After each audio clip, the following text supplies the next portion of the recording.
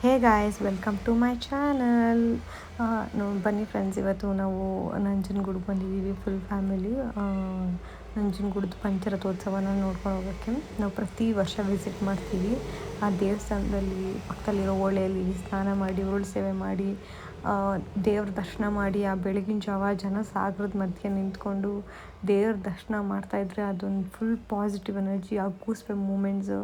ಆ ದೇವ್ರ ರಥನ first time ಅದು ಎಳೆದು ಒಂದು ರೌಂಡ್ ಉಳಿದಾಗ ಆಗೋ ಖುಷಿ, ಓ ಮೈ ಗಾಡ್.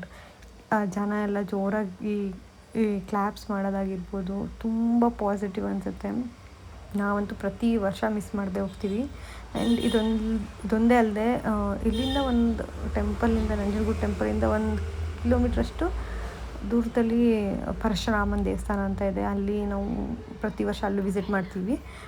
ಉಪ್ಪು ಬೆಲ್ಲನ ನಮ್ಮಿಂದ ಇಳಿ ತೆಗೆದು ಅಲ್ಲಿ ಹರಿತಾ ಇರೋ ನೀರಿಗೆ ಬಿಟ್ಟರೆ ನಮ್ಮ ಕಷ್ಟ ಕಾರ್ಪಣ್ಯಗಳೆಲ್ಲ ಆ ನೀರು ಥರ ಹರ್ಕೊಂಡು ಹೋಗೋದು ಅನ್ನೋ ಮಹಿಮೆಯಲ್ಲಿ. ತುಂಬ ಜನಕ್ಕೆ ಆ ದೇವಸ್ಥಾನ ಗೊತ್ತಿದೆಯೋ ಏನೋ ಗೊತ್ತಿಲ್ಲ.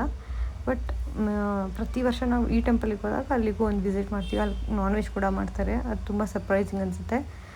ನೀವು ಯಾರಾದರೂ ವಿಸಿಟ್ ಮಾಡಿದರೆ ಆ್ಯಂಡ್ ಪಂಚರಥೋತ್ಸವಕ್ಕೆ ಬಂದಿದ್ದರೆ ಈ ವರ್ಷ ಕಮೆಂಟ್ ಮಾಡಿ, ಹೇಗಿತ್ತು ನಿಮಗೆಲ್ಲ, ಹೆಂಗೆ ಅನ್ನಿಸ್ತು, ಎಷ್ಟು ಪಾಸಿಟಿವ್ ಆಗಿ ಅನ್ನಿಸ್ತು ಅಂತ.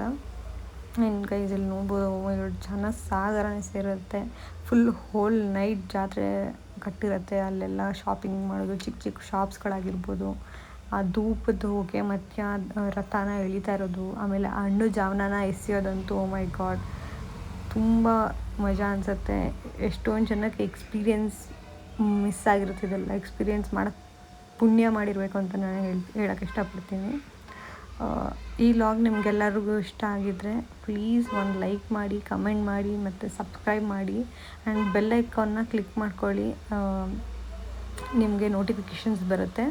And guys, if anything like ನಿಮ್ಮ ಕಡೆಯಿಂದ ಏನಾದರೂ ಸಜೆಷನ್ಸ್ ಇದ್ದರೆ you can comment in the comment box. Thank you, bye bye.